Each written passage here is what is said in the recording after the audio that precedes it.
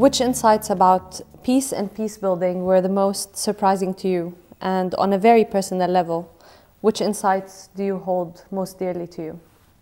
On my side, maybe what surprises me the most was that we as a collective, as a community, as an international community, we are talking about peace, but most of the time, in fact, it's just about ceasefire.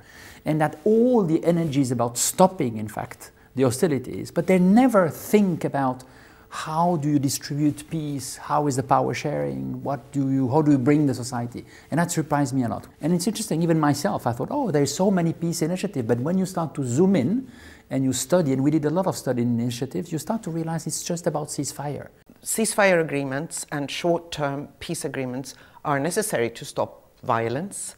And then what comes out is very often power sharing between those that were fighting.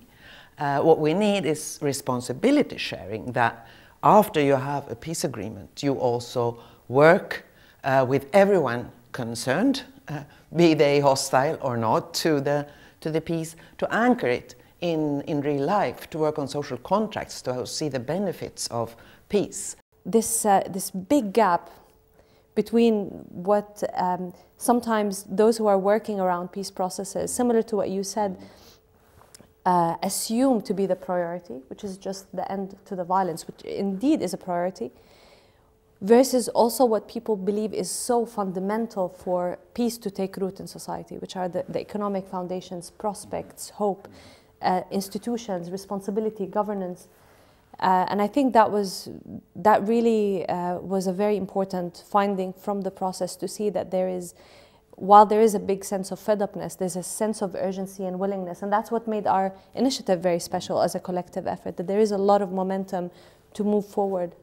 So we just discussed our intermediate findings with the German Federal Foreign Office and the European peace-building experts here in Berlin. And what would be your main takeaways from the exchanges that we've had? One is the understanding that it's time that we create new type of alliances. I really feel that, and the alliances are about state, of course. State nation have a role to play, and here you can see Germany has a big role to play, of course, for good reason. And what you see, what is happening right now in Ukraine, for example, you understand that there is something important about state, and at the same time, foundation.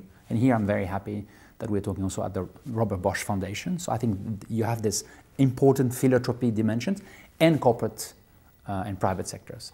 With the geopolitical realities of today, with the threats of climate change, with the technological transformation that we're living, and this new era creates new imperatives, and there is an urgency to rethink our approach. There's an urgency to have a new frame of reference, and I think what came out from the exchange here in Berlin is that what we need is not only a new philosophy of how do we think and act around peace processes, but also a set of principles, a set of practices, and a framework for action.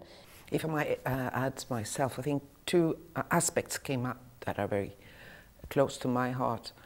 One is that after more than 20 years with norms related to the participation of women, this is still not working, and many societies are then excluding 50% of their population from important decision-making on peace.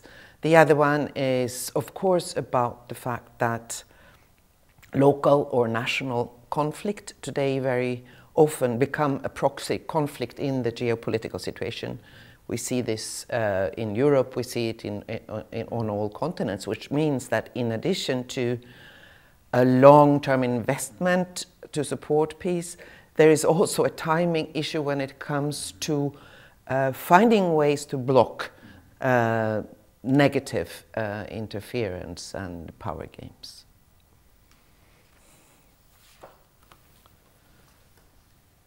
That's a critical question. I would say the three of them were critical, but this one.